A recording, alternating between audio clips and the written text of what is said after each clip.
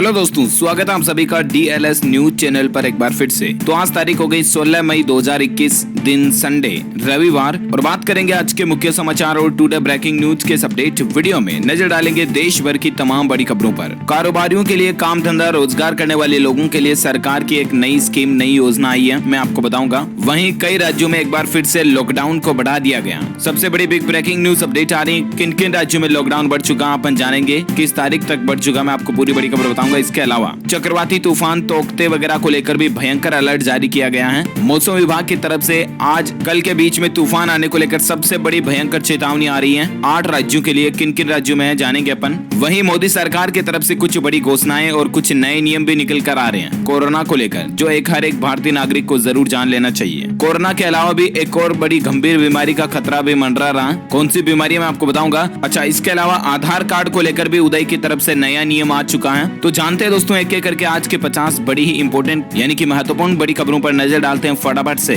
बिल्कुल बने रहिएगा मेरे साथ इस वीडियो में और एकदम पूरा लास्ट तक देखते रहिएगा। बिना टाइम वेस्ट किए सीधे ले चलता हूँ पहली खबर में। तो देखिए, उदय ने नया निर्देश जारी किया है आधार कार्ड को लेकर। दरअसल कोरोना से जुड़े किसी भी काम के लिए आधार अब जरूरी नहीं होगा। वैक्सीन रजिस्ट्रेशन के लिए पैन कार्ड और ड्राइविंग लाइसेंस ही काफी है। आपके काम की 2 बड़ी बातें स्क्रीन पर आप देख पा रहे होंगे। अगर किसी के पास आधार कार्ड नहीं है या फिर किसी कारणवश से ऑनलाइन वेरिफिकेशन नहीं हो पा रहा है, तो संबंधित एजेंसी या डिपार्टमेंट को आधार कानून 2016 के सेक्शन 7 के तहत उनका काम पूरा करना होगा। उसे रोका नहीं जा सकता। वहीं आधार कार्ड जो है वो वैक्सीन रजिस्ट्रेशन के लिए आवश्यक फोटो पहचान पत्रों में से एक है। लेकिन आधार नहीं होने की स्थिति में पैन कार्ड या ड्राइविंग लाइसेंस या सरकार का स्वास्थ्य बीमा कार्ड, पेंशन दस्तावेज भी वैक्सीन रजिस्ट्रेशन के लिए मान्य होंगे। ये आधार को लेकर नए नियम आज ही उदय ने जारी किए हैं, ताकि दोस्तों क्या कि जिन लोगों का आधार के साथ अगर कोई मसला चल रहा है ना, तो भी उनकी वैक्सीन नहीं रुके वगैरह वगैरह, उनके काम नहीं अटके, इसलिए उदय ने ये नियम लागू किए हैं। अच्छी बात है। और चलिए अगली बड़ी खबर देखिए। अगले सप्ताह लॉन्च होगी DRDO की कोरोना की दवा 2DG उसका नाम है, जो कि मरीजों के लिए रामबाण साबित होगी। अब कोविड-19 से निपटने के लिए हमारे ही देश की DRDO द्वारा विकसित की गई 2DG दवा की 10,000 खुराक का पहला बैच अगले सप्ताह लॉन्च किया जाएगा और इसे मरीजों को दिया जाएगा। यानी कि कोरोना की अब एक और नई दवा कोवैक्सीन और कोविशील्ड वगैरह के अलावा भी अब ये DRDO की दवा भी कोरोना मरीजों के लिए अच्छी साबित होगी।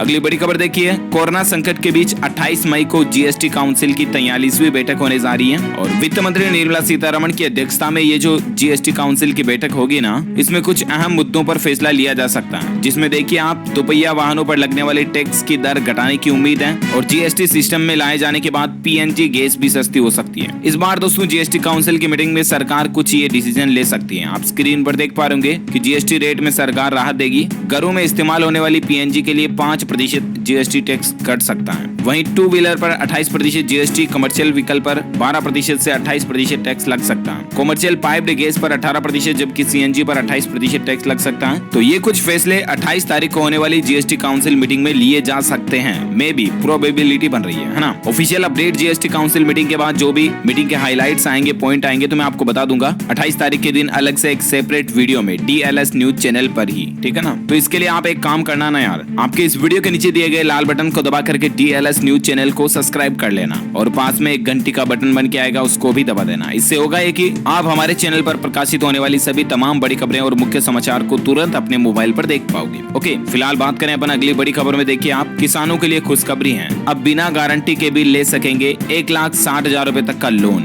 जी हाँ, अभी इस कोरोना काल में किसान भाई लोगों के लिए सरकार की तरफ से बहुत ही अच्छी राहत दी गई है। किसानों की इनकम डबल करने के लिए हरियाणा में पशु किसान क्रेडिट कार्ड की भी सेवा शुरू की गई है। ये पशु किसान क्रेडिट कार्ड की शर्तें मोदी सरकार की किसान क्रेडिट कार्ड स्कीम की तरह ही हैं। इसके तहत अधिकतम 3 लाख रुपए तक की रकम गाय, भैंस, भेड़, बकरी और मुर्गी पालन के लिए मिलेगी। फिलहाल ये योजना हरियाणा राज्य से शुरू की गई है। वहीं देखिए दोस्तों, किसानों को लेकर और एक खबर ये भी आ रही है कि किसानों की आमदनी बढ़ेगी अब, क्योंकि मड क्रेब हैचरी टेक्नोलॉजी को 2030 तक का पेटेंट मिल चुका है। केकड़े का निर्यात बढ़ेगा इससे। दरअसल बात कुछ यूं है कि झींगा और केकड़ा पालने वाले किसानों के लिए काफी अच्छी खबर आई है। इस सेक्टर में बिजनेस करने वाले अब झींगा मछली के साथ साथ उन्नत किस्म के केकड़े का भी निर्यात कर पाएंगे, है ना। इसको भी सरकार ने खुल कर दिए कुल मिलाकर के। अच्छा, अगली बड़ी खबर देखिए। कोरोना के चलते रद्द हुई 4 धाम की यात्रा, श्रद्धालु घर बैठे ही कर सकेंगे बद्रीनाथ और केदारनाथ के वर्चुअल दर्शन, यानी कि ऑनलाइन ही दर्शन करने की सुविधा मिलेगी। भले ही दोस्तों इन बद्रीनाथ, केदारनाथ वगैरह इन 4 धाम यात्रा के कपाट खुलने जा रहे हैं, लेकिन फिर भी फिलहाल दर्शन करने की इजाजत नहीं होगी। यात्रा करने की इजाजत श्रद्धालुओं को नहीं होगी। तो सभी श्रद्धालु भाई लोग जो है घर बैठे ही ऑनलाइन ही ये दर्शन कर पाएंगे। ओके, अगली बड़ी खबर देखिए, घर में आएगी फ्री में ऑक्सीजन, दिल्ली में शुरू हुई ऑक्सी टैक्सी करके सर्विस। जी हाँ, राजधानी दिल्ली में अरविंद केजरीवाल सरकार की तरफ से ऑक्सीजन सप्लाई को लेकर एक तो ऑक्सीजन बैंक की शुरुआत की गई है और इसके अलावा ऑक्सीजन के लिए टैक्सी की सुविधा जिसका नाम रखा गया ऑक्सी टैक्सी करके ये सर्विस भी शुरू की गई है। इसकी मदद से लोगों के घर तक फ्री में ऑक्सीजन पहुंचाई जाएगी। इसके लिए एक पोर्टल भी शुरू किया गया है unitedbyblood.com। इस पर लॉगिन करके आप ऑक्सीजन के लिए रजिस्टर करके ऑर्डर कर सकते हैं। ओके, अगली बड़ी खबर देखिए, 15 तारीख से लेकर 31 मई तक विशेष अभियान शुरू किया जा रहा है। छोटे कारोबारियों सहित उद्योग जगत को सरकार से फौरी राहत मिलने जा रही है। टैक्स रिफंड जल्द दिलाने के लिए आज से एक विशेष अभियान शुरू हो चुका है। दरअसल बात कुछ यूं है कि सरकार ने उद्योग जगत खास करके जो छोटे कारोबारी है, MSME वगैरह, जो अपना छोटा काम धंधा बिजनेस करने वाले जो लोग बाग है ना, उनके टैक्स रिफंड और ड्यूटी ड्रॉबैक क्लेम का निपटारा प्राथमिकता के आधार पर कराने की कवायद शुरू कर दी है। अगर उनका इनकम टैक्स वगैरह में थोड़ा बहुत रिफंड आना ड्यू है तो वो अब उम्मीद है कि 30 मई तक के अंदर आ जाएगा, है ना। ज्यादा इन्फॉर्मेशन आप देख सकते हैं। अगली बड़ी खबर देखिए, उत्तर प्रदेश में 17 मई से 23 जिलों में 18 से 44 साल तक की आयु वर्ग के लोगों को कोरोना वैक्सीन लगना शुरू हो जाएगी। ये यूपी के मुख्यमंत्री योगी आदित्यनाथ सरकार की प्लानिंग है।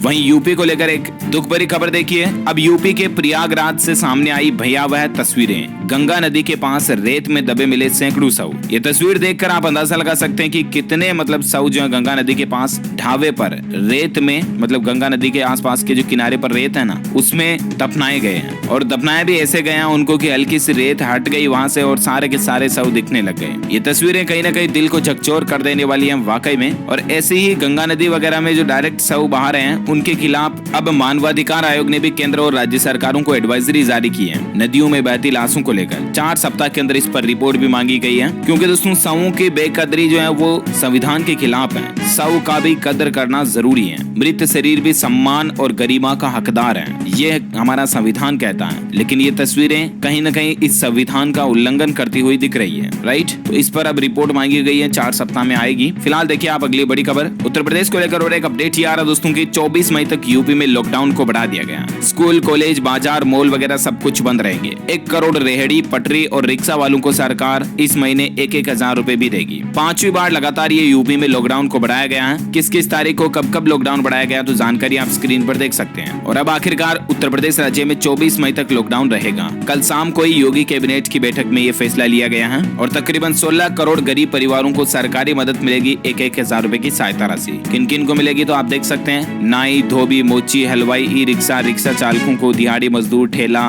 रेहड़ी वालों को, पटरी वालों को, आदि दुकानदार वालों को सरकार ये सहायता देगी, है ना। और अगली बड़ी खबर देखिए आप, हिमाचल प्रदेश में भी 17 मई से मेगा वैक्सीनेशन प्रोग्राम शुरू होने जा रहा और इसके तहत 18+ उम्र वालों को भी टीका लगना शुरू हो जाएगा 17 तारीख से हिमाचल में, है ना। अगली खबर देखिए, कोविड से लड़ाई में मदद मिलेगी। केंद्र सरकार ने सामानों की सरकारी खरीद से जुड़े नियमों को बदल दिया। मेक इन इंडिया को प्राथमिकता की जो शर्त थी उसको भी हटा दिया। 30 सितंबर 2021 तक ये छूट मिलती रहेगी। वाणिज्य मंत्रालय ने इसको लेकर आदेश भी जारी कर दिया। इसके कुछ मुख्य पॉइंट्स आप देख सकते हैं कि 50 लाख रुपए से कम की खरीदारी स्थानीय आपूर्तिकर्ताओं से की जाएगी। 50 लाख से ज्यादा की स्थिति में 20% खरीदारी स्थानीय स्तर पर होगी और 5 लाख से कम की सरकारी खरीदारी में ये नियम लागू नहीं होगा। ज्यादा इन्फॉर्मेशन आप देख सकते हैं। और अगले बड़ी खबर देख पा रहे दोस्तों के कृषि कानूनों के विरोध में आंदोलन के 6 महीने पूरे होने पर 26 मई को काला दिवस के रूप में मनाने जा रहे हैं किसान भाई लोग। संयुक्त किसान मोर्चा की तरफ से ये ऐलान किया गया। आपको पता होगा कि लगभग 6 महीने हो चुके हैं किसान आंदोलन चल रहा, तीनों कृषि कानूनों को रद्द कराने के विरोध में, राइट। और अब 26 मई को किसान भाई लोग काला दिवस के रूप में भी मनाने जा रहे हैं। साथ ही बड़ी खबर देखिए, 7 दिन खुलेंगी सरकारी दुकानें। राशन लेने से पहले कार्ड होल्डर पढ़ लें, बाहर लगा नोटिस। राजधानी दिल्ली में कैबिनेट की बैठक में एक और बड़ा फैसला ये लिया गया दोस्तों की अब संडे के दिन भी, साप्ताहिक अवकाश के दिन भी राशन की दुकानें खुली रहेगी। 7 दिन सुबह 9 बजे से लेकर दोपहर 1 बजे तक और दोपहर 3 बजे से लेकर शाम 7 बजे तक बिना किसी अवकाश के सरकारी राशन की दुकानें जो है दिल्ली में अब खुली रहेगी। साथ ही बड़ी खबर देखिए दोस्तों कि स्टेरॉइड दवा का गलत इस्तेमाल करना भी ब्लैक फंगस का एक मुख्य कारण बन रहा है। दिल्ली एम्स के डायरेक्टर डॉक्टर गुलेरिया की चेतावनी निकल कर आ रही है। दरअसल आपको पता होगा कि आजकल कोरोना के बीच हमारे देश में ब्लैक फंगस बीमारी को लेकर काफी खबरें आपने सुनी भी होगी और मैंने भी DLS न्यूज के ऊपर बताई थी कि कोरोना के बीच अब एक ये नई बीमारी लोगों में देखी जा रही है। ब्लैक फंगस होता क्या है, तो इसमें नाक और आंख के ऊपर आसपास सूजन जलन होती है और फिर आंख पर यह सबसे ज्यादा गंभीर प्रभाव डालता है। देखिए दोस्तों, कल ही महिला की जान बचाने के लिए आंख निकालनी पड़ी और इस पर डॉक्टरों का यह कहना है कि नाक और आंख के आसपास अगर सूजन आए ना तो तुरंत आप डॉक्टर को दिखाएं, क्योंकि पहले स्टेज पर ही इसका इलाज संभव है ना। तो इस बात का ध्यान रखिए आप। ब्लैक फंगस इतना ज्यादा बढ़ रहा है, देखिए दोस्तों, खतरनाक बनता जा रहा है ये। हरियाणा राज्य के 30 लाख शुगर मरीजों पर इसका खतरा भी मंडरा रहा है, क्योंकि शुगर वगैरह के जो मरीज होते हैं ना, उनमें ब्लैक फंगस का खतरा ज्यादा होता है। हरियाणा में अब तक 50 से ज्यादा इस तरह के केस मिल चुके हैं और इसका बचाव ही एकमात्र उपाय है। ब्लैक फंगस में लोगों को अपनी आंखें गंवानी पड़ सकती हैं, ये समझिएगा, आप ध्यान में रखिएगा। और खास करके जो कोरोना संक्रमित लोग हैं, शुगर के मरीज हैं, उनमें इसका खतरा सबसे ज्यादा है। इसके सिम्टम्स वगैरह क्या है, जो भी मैंने आपको कल ही DLS न्यूज चैनल के ऊपर बताए भी थे, क्या लक्षण है इसके और किन बातों का आपको ध्यान रखना चाहिए। तो कल के कोरोना न्यूज अपडेट वीडियो को जरूर देखिएगा आप, DLS न्यूज चैनल के ऊपर जो मैंने डाला है ना उसको। अगली बड़ी खबर देखिए दोस्तों, घर पर जो इलाज करा रहे हैं ना, उन कोरोना के मरीजों को रेमडेसिविर दवा भी नहीं लेनी चाहिए। आइसोलेशन में रोजाना आप व्यायाम करें, एक्सरसाइज करें, योगा करें, यही एम्स के डॉक्टर का भी कहना है। मतलब ज्यादा दवाइयां खाना भी कहीं ना कहीं सेहत के लिए नुकसानदायक ही होता है। एक डॉक्टर खुद ये कह रहा है तो बहुत चीज असरकारक होगी ना।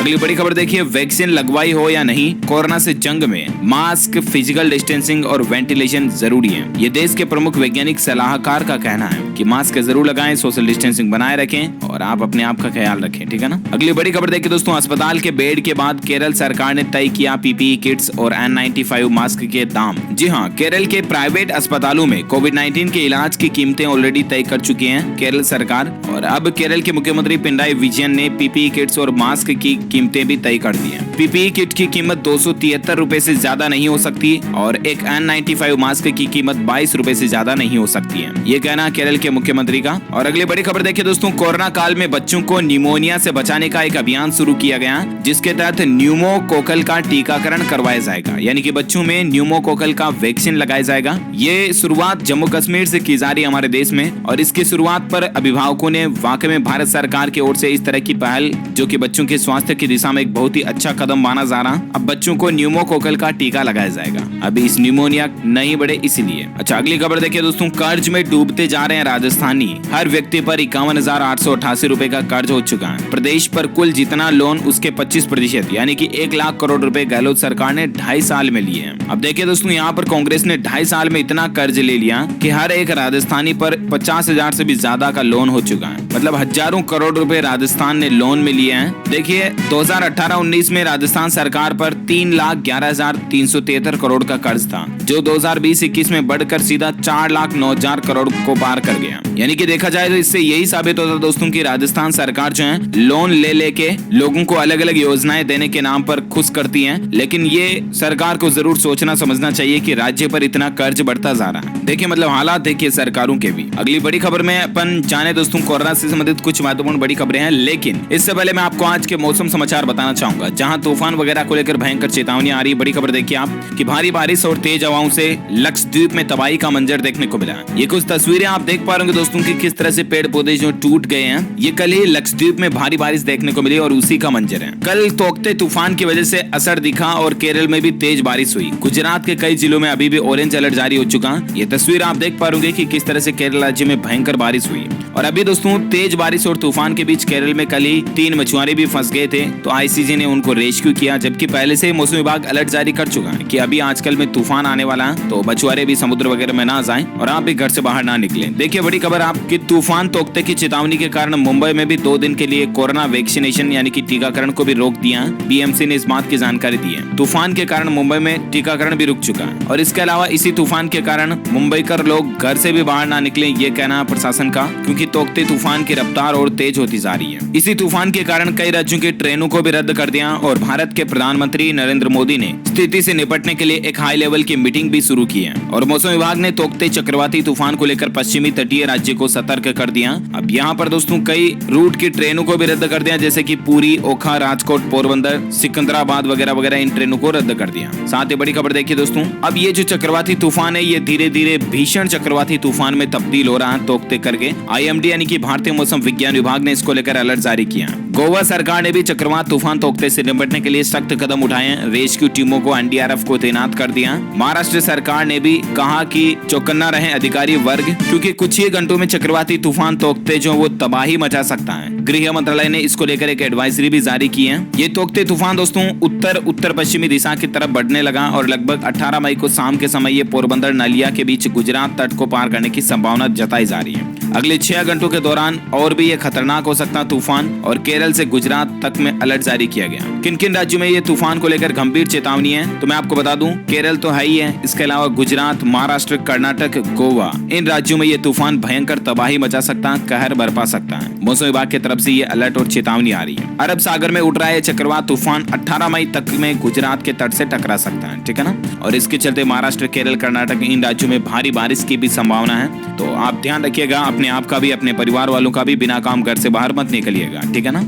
वैसे संपूर्ण भारत का आज 16 मई 2021 का मौसम पूर्वानुमान आखिर क्या कहता है, तो दोस्तों अगले 24 से 48 घंटों के दौरान केरल, तटीय कर्नाटक, गोवा, कोंकण, लक्षद्वीप, आंतरिक तमिलनाडु, इन जगहों पर मध्यम भारी बारिश हो सकती है। वहीं मध्य महाराष्ट्र, दक्षिण गुजरात, सिक्किम, उत्तर पूर्व भारत में भी आपको हल्की फुल्की बारिश देखने को मिल सकती है। अंडमान निकोबार द्वीप समूह, पश्चिम हिमालय, मध्य प्रदेश, पंजाब और राजस्थान के भी कुछ इलाकों में अगले 24 से 48 घंटों के दौरान हल्की बारिश होने की संभावना है। ओके, तो ये रहा आज का वेदर अलर्ट, मौसम अपडेट। और अब अपन नजर डालते हैं दोस्तों देश में कोरोना वायरस से संबंधित कुछ बड़ी खबरों पर। देखिए बड़ी खबर आप कि शहीद भगत सिंह के भतीजे अभय सिंह संधू की भी कोरोना से मौत हो चुकी है। ये भगत सिंह के भतीजे थे, अभय सिंह इनका नाम है। ये एक सामाजिक कार्यकर्ता थे, 63 वर्षीय इनकी उम्र थी। कोविड-19 के बाद ये हॉस्पिटल में भर्ती थे और अब ये हमारे बीच नहीं रहे हैं। इनको अश्रुपूर्ण श्रद्धांजलि हमारी तरफ से, भगवान इनकी आत्मा को शांति दे। और कोरोना पर अगली बड़ी खबर देखिए दोस्तों, पीएम मोदी ने कल ही हाई लेवल मीटिंग की, आपको पता होगा, मैंने अपडेट बताया भी था। और गाँव में specially door to door testing के लिए और ऑक्सीजन सप्लाई पर इंतजाम करने के लिए पीएम मोदी ने खास फोकस जोर किया कल की मीटिंग में। गांव में संक्रमण आजकल स्प्रेड कोरोना का ज्यादा बढ़ रहा है, राइट। तो इस पर पीएम मोदी की ये प्लानिंग है कि गांव में डोर टू डोर टेस्टिंग कराई जाए। हर एक घर में दरवाजे पर कोरोना की जांच की जाए, टेस्टिंग कराया जाए, ताकि फिर कोरोना की रफ्तार को, चेन को तोड़े जाने में मदद मिले। तो गाँव में संक्रमण पर ब्रेक लगाने के लिए पीएम मोदी ने यही हाई लेवल मीटिंग में फॉर्मूला दिया। और अगली बड़ी खबर देखिए, WHO की अमीर राष्ट्रों से अपील है कि बच्चों का टीकाकरण करने के बजाय वैक्सीन दान करें। कई जो रईस कंट्रीज है ना, बड़े बड़े विकसित देश, वो क्या कर रहे हैं दोस्तों कि वहाँ पर बड़े उम्र के लोगों को तो टीका लग चुका, अब वे अपने बच्चों को 18+ वालों को टीका लगाना शुरू कर चुके हैं। तो WHO का कहना है कि पहले आप गरीब देशों को वैक्सीन दान करो, फिर आपके वहाँ पर जरूरत है तो लगाओ। साथ ही देखिए वैक्सीन को लेकर सरकार ने भी ये दावा किया कि अगले 5 महीनों में 216 करोड़ कोरोना वैक्सीन डोज उपलब्ध करा दिए जाएंगे। तो ये भी राहत की बात है।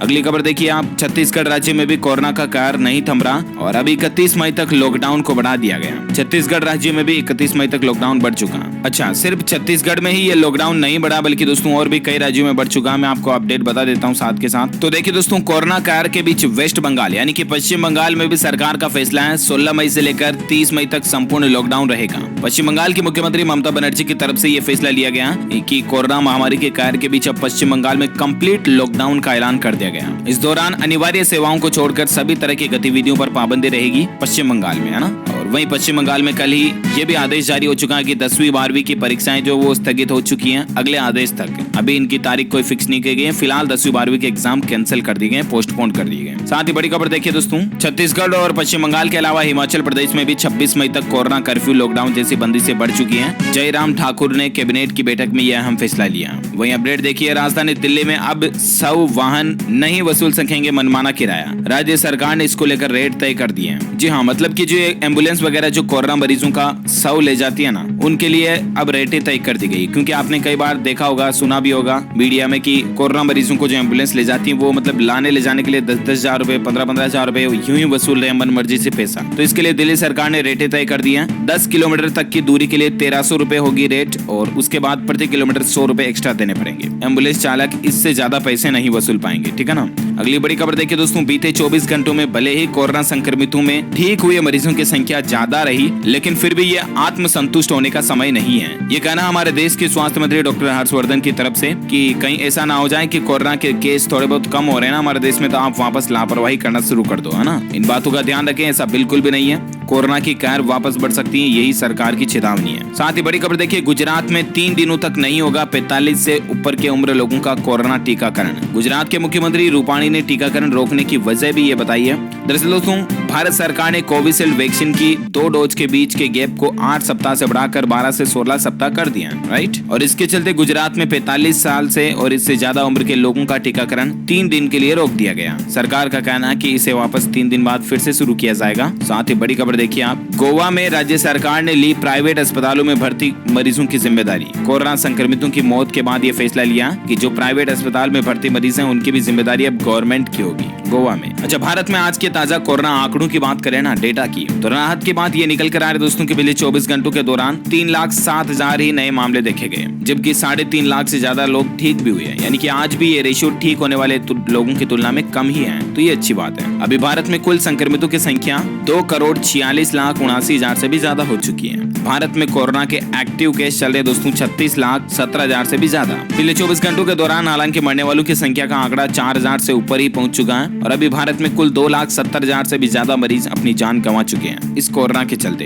ओके, तो ये तो रहा आज का ताजा कोरोना का डेटा। और आइए अब अपन नजर डालते हैं देश से जुड़ी कुछ और बड़ी खबरों में। लेकिन इससे पहले देखिए दोस्तों, कोरोना से अमेरिका में हालात सुधरने लगे हैं। अमेरिका के लोगों को ये राहत दी गई है कि जिन लोगों का वैक्सीनेशन यानी कि टीकाकरण हो चुका ना, उन्हें अब अमेरिका में मास्क लगाने की जरूरत नहीं है। और ये दुनिया के लिए एक राहत की बात ये है कि अमेरिका में आपको पता होगा जब कोरोना की पहली लहर थी तब भी कितना कहर मचा था। उसके बावजूद अमेरिका में हालात इतने ज्यादा सुधर चुके हैं कि अब जो वैक्सीन लगवा चुके हैं उन्हें मास्क लगाने की भी जरूरत नहीं है। तो कहीं ना कहीं देखा जाए तो वैक्सीन से लोगों को राहत जरूर मिल रही है और इसके अलावा जल्द ही दुनिया कोरोना महामारी से उबरने की ओर है, ऐसा प्रतीत होता है, राइट। और अगली बड़ी खबर देखिए, मणिपुर राज्य में भूकंप के झटके महसूस किए गए। रिएक्टर स्केल पर 4.3 तीव्रता रही। राहत की बात है, जानमाल का नुकसान नहीं हुआ। साथ ही अपडेट देखिए आप, मदद करने की अब बारी हमारी, ये कहना अमेरिका का। अमेरिका ने भारत को उपकरण और मेडिकल हेल्प भेजने की घोषणा की है। कोरोना महामारी के बीच ये राहत की बात है। साथ ही बड़ी खबर देखिए, छत्तीसगढ़ राज्य में स्मार्टफोन और इंटरनेट अगर नहीं भी है तो भी सीजी टीका पोर्टल से रजिस्ट्रेशन हो पाएगा। दरअसल कई लोगों की ऐसी समस्या दोस्तों की वैक्सीन लगाने के लिए नियम तो ये है कि आपको पहले से रजिस्ट्रेशन करना जरूरी होता है, राइट। लेकिन कई लोगों के पास मोबाइल फोन ही नहीं है, कंप्यूटर नहीं है, लैपटॉप नहीं है, इंटरनेट भी नहीं है, फिर वो क्या करेंगे? क्या वो टीका नहीं लगाएंगे? तो ऐसा नहीं है। छत्तीसगढ़ राज्य सरकार ने इस तरह की नई सुविधा शुरू की है कि अब वे लोग अपने प्रशासन के जो जिला पंचायत वगैरह है, नगर निकाय है, नगर निगम है, इन पर स्थापित हेल्प डेस्क के माध्यम से अपने आप को वेब पोर्टल में रजिस्टर करा करके टीका लगा सकते हैं, ठीक है ना। तो वाकई में ये गवर्नमेंट की अच्छी सुविधा शुरू की गई है। और अगली बड़ी खबर देखिए दोस्तों, इंटरनेशनल न्यूज को लेकर अपडेट है। आपको पता होगा इजराइल और फलस्तीन को लेकर बहुत ज्यादा गंभीर मसला चल रहा है आजकल, मानो विश्व युद्ध जैसी स्थितियां हमें देखने को मिल रही हैं। और ऐसे में ब्रिटेन से लेकर बांग्लादेश तक लोग सड़कों पर उतर चुके हैं। वहीं ब्रिटेन के प्रधानमंत्री जो बाइडेन ने फिलिस्तीन और इजराइल के पीएम से फोन पर बातचीत भी की है। कल ही देखिए दोस्तों, ये घटना भी देखी गई, इजराइल का मीडिया पर हमला, गाजा में इजरायली एयर स्ट्राइक्स में अल जजीरा और एपी समेत कई मीडिया ऑफिस तबाह हो गए। सेकेंडों में गिरी 12 मंजिला इमारत। ये तस्वीर आप देख सकते हैं, लाइव फुटेज हम आपको बता रहे हैं कि किस तरह से इजराइल और फिलिस्तीन के बीच माहौल बिगड़ा हुआ। साथ ही बड़ी खबर देखिए आप, कोरोना मरीज की देखरेख में मेडिकल स्टाफ की मौत होने पर हरियाणा सरकार देगी 50 लाख की आर्थिक सहायता राशि। यह हरियाणा गवर्नमेंट की तरफ से बड़ा ऐलान है। अच्छा, बड़ी खबर देखिए,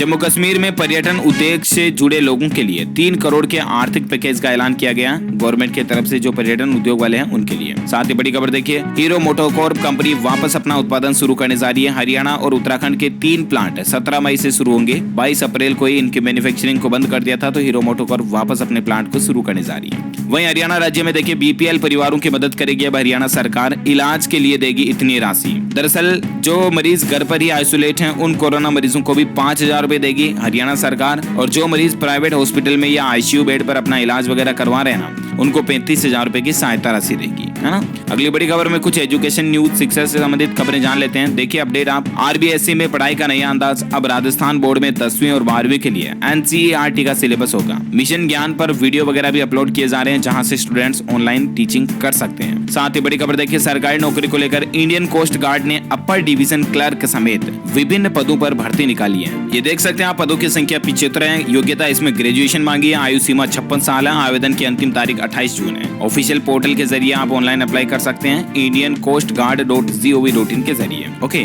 और अगली खबर देखिए, एजुकेशन से संबंधित और एक अपडेट ये दोस्तों की केंद्रीय शिक्षा मंत्री जो हैं वो 17 मई को वर्चुअल बैठक आयोजित करेंगे, जिसमें सभी राज्यों के शिक्षा सचिव शामिल होंगे और हो सकता है कि सभी राज्यों को लेकर एजुकेशन यानी कि शिक्षा पर कोई बड़ा फैसला लिया जा सकता है। तो 17 मई को मैं आपको DLS न्यूज चैनल पर अलग से बता दूंगा। ओके, इसी कड़ी में दोस्तों यहाँ दिन भर की तमाम बड़ी खबरें, मुख्य समाचार, टुडे ब्रेकिंग न्यूज का अपडेट वीडियो यहीं फिनिश होता है। वैसे आप मुझे नीचे कमेंट करके बताइए कि एक साल में अधिकतम कितने रविवार हो सकते हैं, कितने संडे आ सकते हैं एक साल के अंदर अंदर, क्योंकि कई बार ऐसा होता है कि फरवरी 28 किए हैं, 29 किए हैं और कई महीनों में संडे एक्स्ट्रा आ जाते हैं 31 तारीख वगैरह के चलते। तो आखिर कुल मिलाकर के टोटली 1 ईयर के अंदर मैक्सिमम पॉसिबिलिटी कितनी है कि इतने रविवार आ सकते हैं। जो लोग इसका सही जवाब इस वीडियो के नीचे कमेंट बॉक्स में देंगे ना, वो रेंडमली सेलेक्ट किए जाएंगे हमारी DLS न्यूज टीम की तरफ से और आप जीत सकते हैं एक शानदार सरप्राइज गिफ्ट जो कि गिव अवे के रूप में आप तक पहुंचे दिया जाएगा। इसी के साथ ही अगर आपको ये वीडियो अच्छा लगा तो इसे लाइक करना, शेयर भी करना अपने दोस्तों के साथ फेसबुक और व्हाट्सएप पर। और हाँ, साथ में एक काम और करना है, DLS न्यूज चैनल को सब्सक्राइब करके बेल आइकन दबा देना, जिससे कि आप हमारी फैमिली का एक मेंबर बन जाओगे, जो कि वाकई में एक दमदार बात होगी। और इसी के साथ ही ख्याल रखना आप अपने आप का, अपने परिवार का भी। हम भगवान से ही प्रार्थना करते हैं कि आप और आपका परिवार सुरक्षित रहे इस महामारी के दौर में। ख्याल रखना, ठीक है ना? ओके, और बिना काम घर से बाहर मत जाइएगा, लॉकडाउन लगा, माहौल बहुत खराब है, आपको बताएं। इसी के साथ ही